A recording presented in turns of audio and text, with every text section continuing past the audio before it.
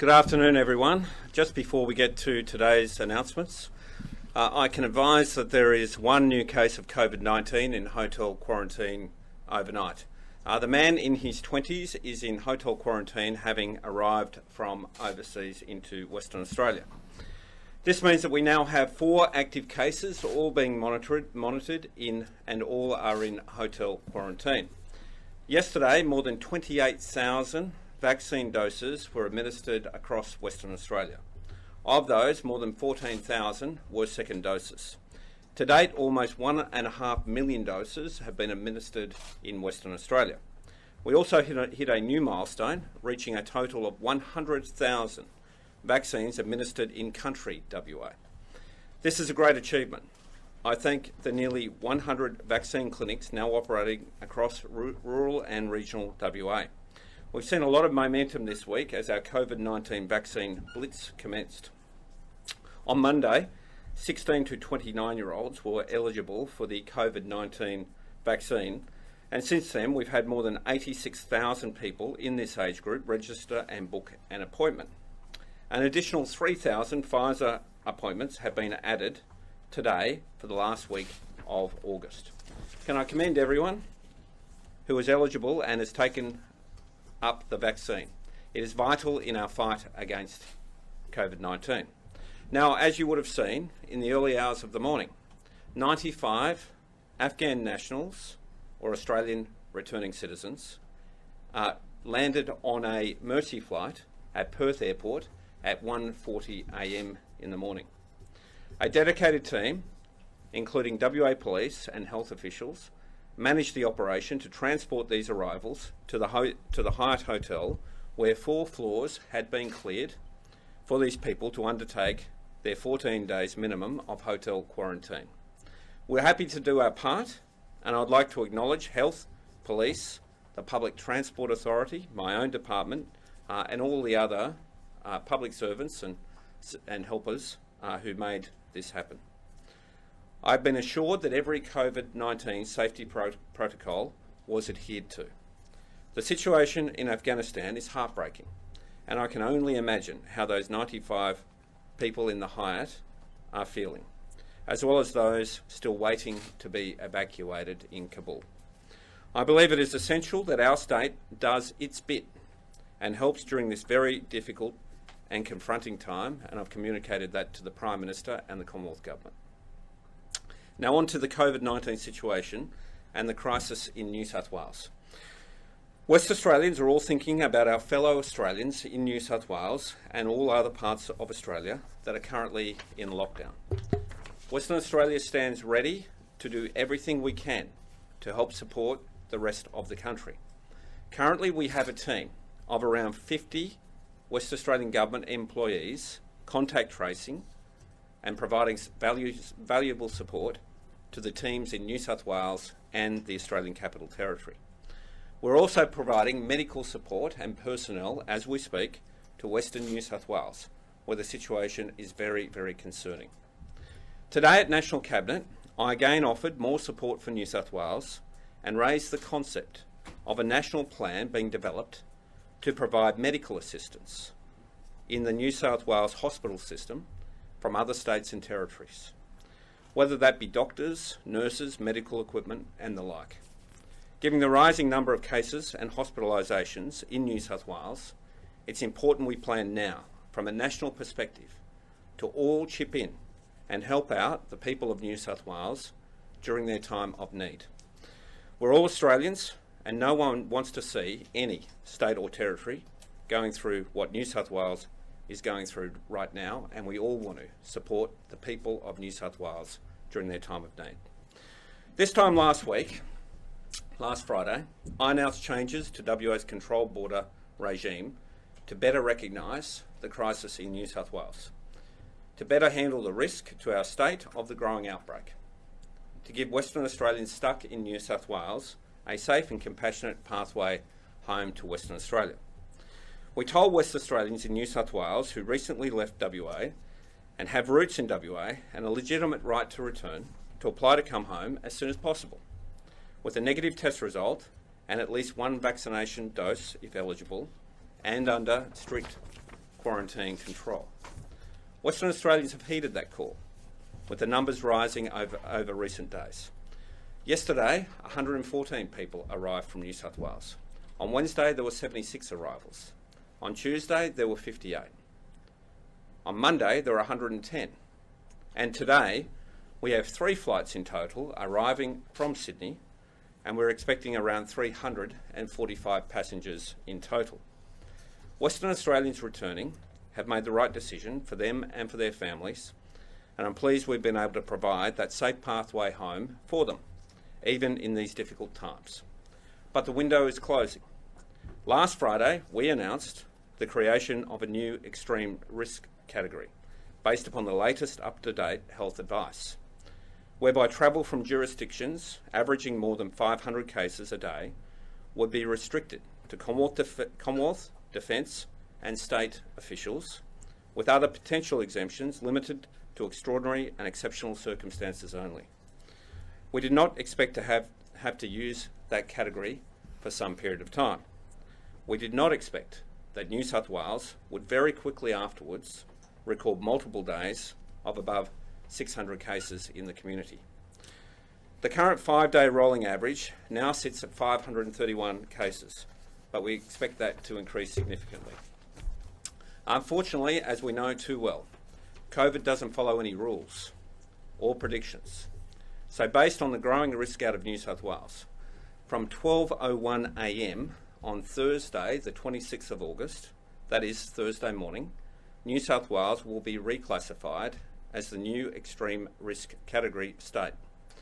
That means West Australians who want to come home need to do so now. The timing of the reclassification means West Australians will have more than 5 days to do what they are required to do to get home.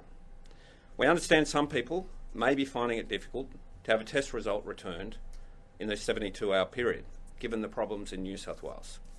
That's why WA Police and WA Health will accept a negative test result outside of that time frame if the test has been taken over recent days. I understand this may be an anxious time for some, but the risk in New South Wales is too big and we need to take new steps to protect Western Australia to keep our state safe. Just yesterday, the unemployment rate came out. Our lowest unemployment rate in nearly 8 years. We have the strongest economy in Australia and potentially the world. We have no community cases of COVID in our state. We want to do everything we can to keep Western Australia on the pathway that we're on, which is no restrictions, prosperity, jobs, a healthy community, and Western Australians enjoying one of the freest and safest lifestyles of anywhere in the world. Are there any questions? So this is their last chance. Once this window of opportunity shuts, it'll be an indefinite closure. That's correct. We want to keep the state safe. So this will be in place until such time as we get health advice to bring it down. But this is not that different to what was in place for a large period of time during last year. But what's happened in New South Wales is a human tragedy. It's a catastrophe. And we want to support New South Wales as much as we can. But at the same time, we want to stop the virus from coming into Western Australia. I don't think that is unreasonable. I think most West Australians see that as a good thing to do. Stop the virus coming into Western Australia if we can, and support New South Wales in whatever way we can. And I made the offer today at National Cabinet, put it on the national agenda, that we all are prepared, every state and territory, to support New South Wales with health resources to a greater degree than we currently are. How many do you expect to return over the next 5-6 days? I don't know the answer to that. Apparently there's around 400 people with G2G passes in New South Wales. Now some of them may well have come back today, of the 345 people, so I expect a number of them actually will be on that flight. I think a lot of people have heeded the call I put out last Friday and have taken the opportunity to come home should they wish to. A lot of people don't wish to. They might want to stay in New South Wales for whatever reason, family, job, whatever it might be. But for those who want to come home, basically, I mean, I've been advising people in New South Wales, if they wanted to come back to Western Australia, to come back from June 23. So that's 2 months. And we've provided many opportunities for that to occur. But obviously, New South Wales is now, 650 or thereabouts. It looks like that will climb. We have to do everything we can to keep the state safe. Once we go to extreme, what's the threshold then to wind it back? Is it once they get under the 500 rolling 5-day average, or will you just wait? Well, wait and see, I think. It'll be based on Chief Health Officer advice, just wait and see. You don't want to sort of roll it back and then roll it up and roll it back, roll it up, depending upon the numbers going above or below 500. So you just want to see a sustained decrease, I suspect, before such time as we drop the level. How close is Victoria to moving to high risk? We haven't, look, the good thing about Victoria, today's figures weren't great, but over the last few days, the Chief Health Officer has been quite pleased that the Chief Health Officer has been quite pleased that Victoria's cases have largely been in some form of isolation or quarantine. So that's been a good sign. Of the cases they've had, the majority have been in some form of isolation or quarantine as opposed to in the community. So, and the other thing about Victoria is they do everything they can to crush and kill it. It's really quite extraordinary, the levels and lengths they're going to. So that gives us a lot of confidence about Victoria.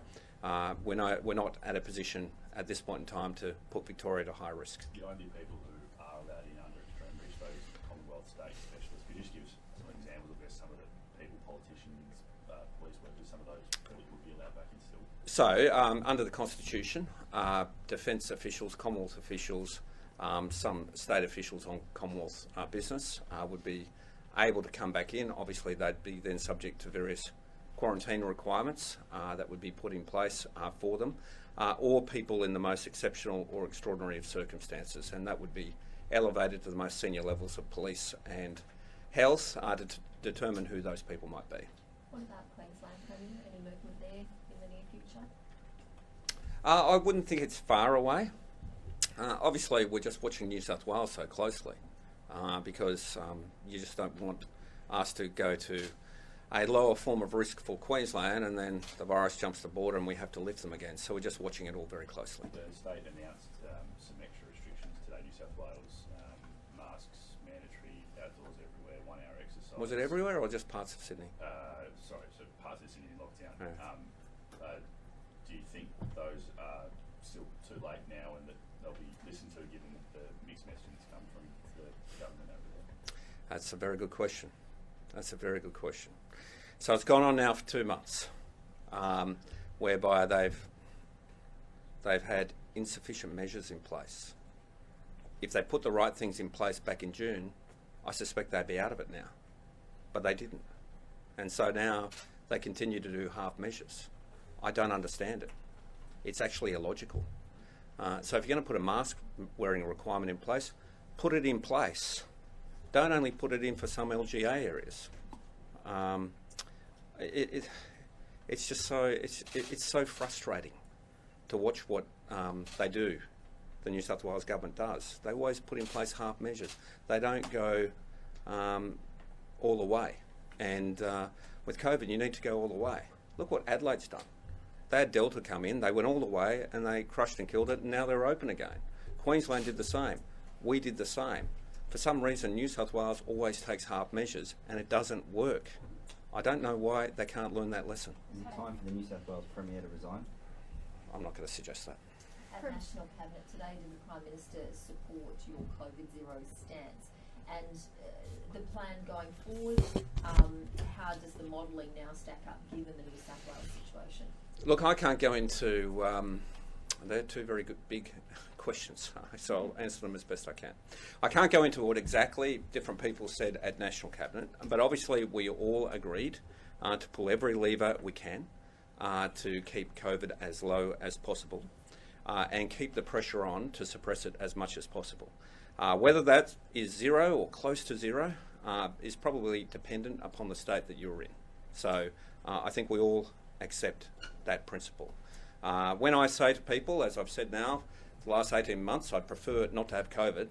I mean it. I prefer not to have COVID. I prefer Western Australia not to have COVID. And anyone who wants to argue that we should have COVID, I think they've got rocks in their head.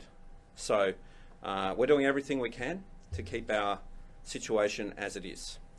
which is the safest, freest, most prosperous community of anywhere in Australia or anywhere in the world. And that's where I want to keep us. In relation to your second question. So, the modelling. So the modelling upon which the decisions over the last few weeks were based was based upon the Doherty report. And the Doherty report, if you go to page 13, the first paragraph, it says this. We assume, and this is what all the modelling is based upon, and I quote, we assume that a single outbreak involving 30 individuals initiates community transmission at the time of transition to phase B, 70% two-dose vaccination, once target vaccine coverage is achieved. As I said, 70% two-dose vaccination. That's the assumption underlying it all. That's the assumption. So clearly, that's no longer the case. New South Wales has thousands of cases. Victoria has scores of cases. So clearly, that's no longer the case. And you've also got to, under the modelling, assume that your contact tracing, your quarantining and other capacities are not overwhelmed. And obviously in New South Wales, they are overwhelmed. So therefore, two of the basic assumptions upon which the modelling was based are no longer in place, and potentially when states get to 70% two-dose vaccination won't be in place, most probably won't be in place. So we've all agreed to that the Commonwealth, and certainly Commonwealth has already done this, they'll be reviewing the modelling, recalibrating the modelling, and that is something that will be ongoing now for some period of time. So does that then mean that the national plan needs to be torn up, redrawn? Where do we stand on that national plan now? Look, the plan remains the plan. We're not deviating from the plan, and we'll just see what the modelling comes out with over coming weeks. When you talk about offering assistance from a hospital point of view to New South Wales, what does that involve? And I mean, does it leave a system here that's already shown signs of struggling, vulnerable? Yeah, well, that's a very good question as well. Look, New South Wales at this point in time doesn't need extra doctors, nurses or health professionals or equipment from other states, but I think we need to get ready for that. It may well be that they do. Now, we're all Australians. We can't have people dying in car parks, in hospitals in Sydney or Newcastle or Wollongong or Broken Hill or Walgett or wherever it might be. We're all Australians. So if we need to provide support and assistance to New South Wales, that's what we'll do. And I think every state and territory would be the same. And if we got into that situation that New South Wales is in, I would hope the other states would do the same for us. So that's one of the things about being Australian. We help each other.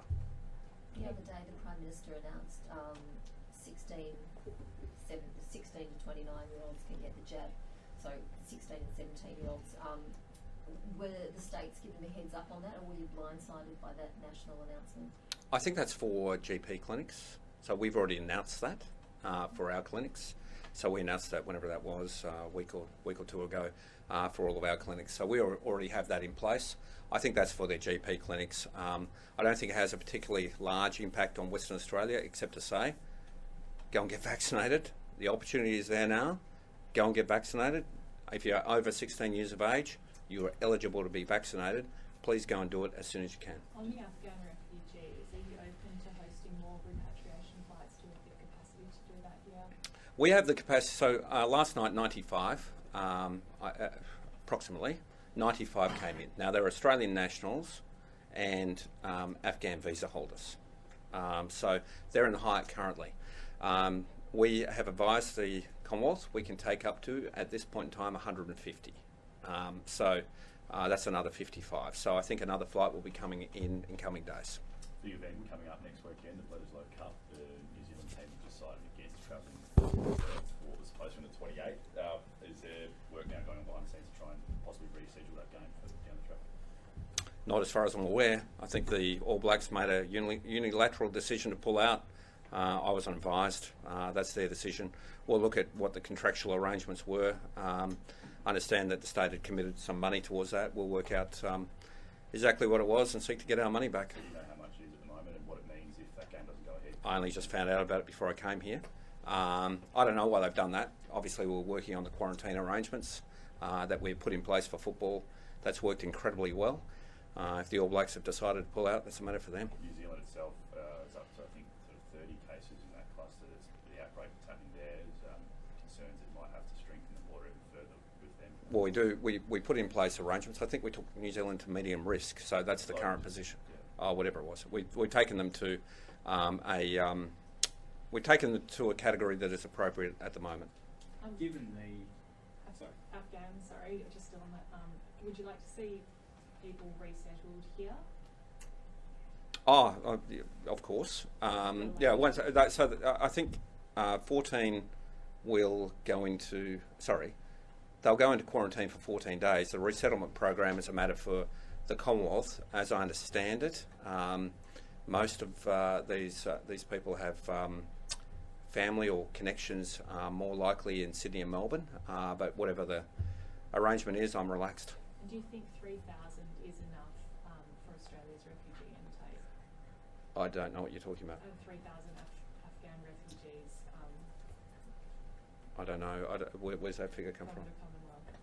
Is that what they've said? I think it's 3,000. I don't know anything about it. I'm sorry. The Prime Minister said that was the floor, not the ceiling. Okay, I haven't seen that. given the COVID situation in other states, is our cap on the number of Afghan evacuees coming back here, is that too low? Well, we've been the most cooperative state. We put our hand up first. We've taken the first flight, and the Prime Minister has publicly thanked us But if for we're being. expecting 3,000, Well, Perth's only putting up 150, where's Well, the difference? hold on. We have been the most proactive state. We have taken the first flight. We've put in place all the measures to support. We've cleared people out of their hotel rooms and put them into other rooms to make it available. And we've agreed to take 150 above the cap at this point in time. Now, obviously, this process will probably go on for some months to come. So we'll look at what else we can do. But I don't really think we should be criticised for being the first mover and the strongest supporter of the evacuation. And who is responsible for them while they're here in Perth? They obviously have very particular care needs. Is it the state? Is it Home Affairs? Who's ultimately... Particularly care needs. Well, they're obviously a very vulnerable cohort coming from a very volatile situation into 14 days quarantine. So in terms of meeting their needs, making sure they're cared for while we're looking after them here in WA, is it state authorities? Is it Home Affairs? No, the state authorities are taking care of them. So we are taking care of the people in hotel quarantine as we speak. The advice I had last night is when they got off the aircraft, a lot of them only had sort of a plastic bag with everything they owned in it. So we've engaged the Department of Communities to provide support, whether it's food or obviously food, but or clothing and other support for the people. We're also looking to provide interpreters if required, although I understand a number of them are already interpreters. So whatever support we can provide, we will. We're doing everything we can to be supportive. AFL, the final's going to be played here next week. I don't think the AFL has made that decision as yet. Obviously, we are working cooperatively with them. Some of the reports I've heard is they'll make a decision somewhere towards the end of next week. Back on border controls, what are we doing about truckies? Surely some of them are still driving through New South Wales and then ending up here. What safety measures are in place? There's a national code that we've agreed to. We've had safety measures in place now for the best part of 18 months. That's testing on a weekly basis of the truck drivers. When they arrive here, they're required to wear masks, and obviously they transport food, equipment, the essentials of life. So we've got to keep the transport industry operating. I think we do need to have a discussion very quickly about mandatory vaccination of this part of the workforce, but that's a discussion we'll have with the health authorities, the union, and others, because clearly it's a risk, and we want to stay safe. But they've been quite heroic, I might add, and I've said this a few times. They've been quite heroic over the course of the last 18 months. Kept working when a lot of people were at home, kept delivering supplies, kept driving between the states. I'd like to thank them for that. but it's a constant risk, particularly because some of them come out of New South Wales. So masking and testing of truckies, that seems like the weak link. That seems like potentially how we're going to get the virus into the state. It is an issue, but a testing regime is in place. I think it's in Southern Cross as they come through, and some companies actually exchange trailers. So when they arrive, the truck driver doesn't get out. They just they unhook the trailer. Another truck shows up, picks up the trailer. So a lot of the major trucking firms do it. A lot of the major trucking companies do it that way. So there's no, the truckie coming in from the east just turns around and goes back, and there's little interaction. But for some of the smaller companies and some of the owner drivers, obviously that's not possible. But we'll have a conversation about vaccination. Obviously, it's one we'd engage the union in. A bit like the health workforce, quarantine workforce, the aged care workforce, the ports workforce. They're all areas where we need to look towards some form of enhanced vaccination. A lot of people are asking about the South Australian border. Is that going to relax anytime? I don't think it's far away. Probably sometime in the next week. We'll get some advice on that soon. But they've done a great job. So South Australia's done a very good job of crushing and killing the Delta variant. Shows it can be done. As has Queensland. We did it as well. Victoria is trying to do it. The ACT is absolutely desperate to do it. So that's the approach that should be adopted by all states and territories, that we should get rid of the virus and follow the national plan, which does require us all to do that. Has there been any contact with Home Affairs regarding visas for the farm workers? Heading to the NT, I believe? I don't know what you're talking about. Which ones? Apparently they're going to Bladen Point in the NT, but they need it for bumper harvesting. I don't know. I don't know. I know we have farm workers coming in for harvest, seasonal workers, and we put them up in one of our hotels, and they come in from Vanuatu and Tonga, I think. Who these farm workers are, I don't know. Elena McTiernan has put an option to the Commonwealth for the Christmas Island facility to be used for, drivers of combine harvesters and headers and the like to come out of Denmark, Denmark, Europe, that is. But I don't think the Commonwealth has shown any inclination to do that. Just on the arrivals, once the extreme risk category comes into place, there'll definitely be hotel quarantine regardless of reasons work-wise. Not absolutely. There might be someone who is a defence officer who has to come in for a few hours or whatever it might be to do something. So there will be some discretion there, but there will be large numbers of them would be required to go into hotel quarantine. What would the testing requirements or any requirements be for those sort of people then that aren't going into the hotel quarantine? It'd be the same as the other people in hotel quarantine, which is a day 2 and day 12 test. Do you expect some backlash over the decision to go into extreme risk? Well, probably. I get a lot of backlash. But the point here is we're trying to keep the state safe. And we're trying to stop heading down the pathway New South Wales has gone on and make sure we keep COVID out. And for that, I'll make no apologies. Did you walk out of National Cabinet feeling like you're on the same page as the Prime Minister? No, yeah, we get on well. We work cooperatively.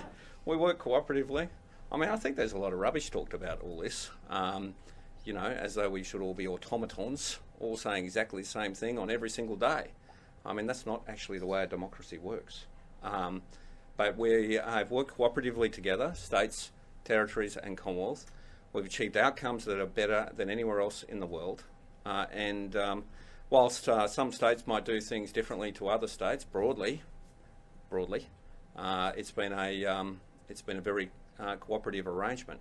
I mean, we have somewhat done some things differently to other states, basically because we have the Nullarbor between us and the east. It gives us an advantage that they don't have. A bit like Bass Strait allows Tasmania to do some things differently to the other states. And Tasmania and Western Australia have actually done things quite similarly, even though Tasmania doesn't seem to get any of the blowback from the Sydney shock jocks and everywhere else that I get. But it's been a cooperative effort nationally, and I think we've worked well together.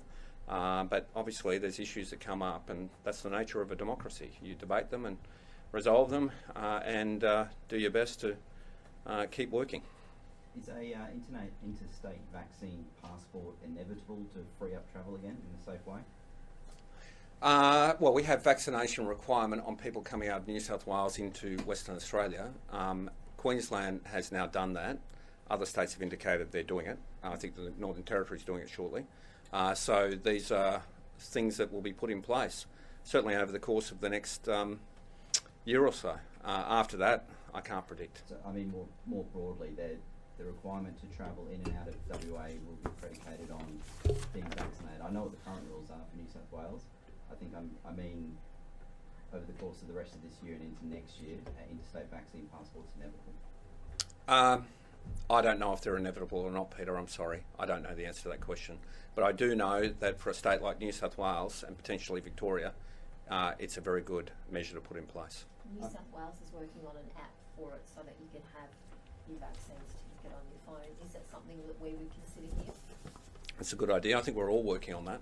There's a cooperative measure by which all the states are working on an app, or at least enhancing our Safe WA app or their equivalent, you know, the one you use when you go into a shop, enhancing that to include your details of your vaccination status and those sorts of things. So I think we're all working on that, and I think that's a good measure, and that'll allow people to have that evidence should they wish to do things, or should certain things be have measures put in place to require vaccination for you to access them. So that's something that we're working on cooperatively. Just back on the footy, just to clarify, are you expecting a decision from the AFL next week on the grand final venue? I actually heard a media report to that effect. Right. The AFL, you know, the AFL can be a bit like the papacy, the Vatican. You know, it has processes inside, and who knows how it all works.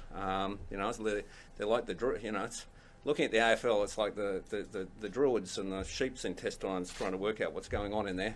Careful, we want this. Well, you know, I suppose we're the sheep, but they're you know, they have their processes, and so we'll let them go through it. But we've worked well with them, but we just have strong rules, and I think it's in the interest of the AFL to have strong rules. They don't want to be responsible for a case coming into a state. It would not go well for them. So, you know, we have very strong rules. We've applied them over the course of the last 18 months. They've worked well. Football can continue and has continued over the last 18 months in a very safe way. If our rules are strong and tough, that's in everyone's interest, including football's. Victoria's potentially on the verge of a crisis in the Premier's own words. Do you think Perth's now favourite to host the grand final? Well, I don't want to jinx it. But it's not, look, I'll say it again. It's not my number one priority. Keeping everyone safe and having strong, sensible rules in place is my number one priority. But if the AFL can work within that, then that's a good thing, and maybe we can reach a good outcome. From on a sad note, a young boy's been found dead at a home in Dianella. Do you know anything about that? I just got told about it before I came in. It sounds very, very, very sad and very, very tragic. Thank you.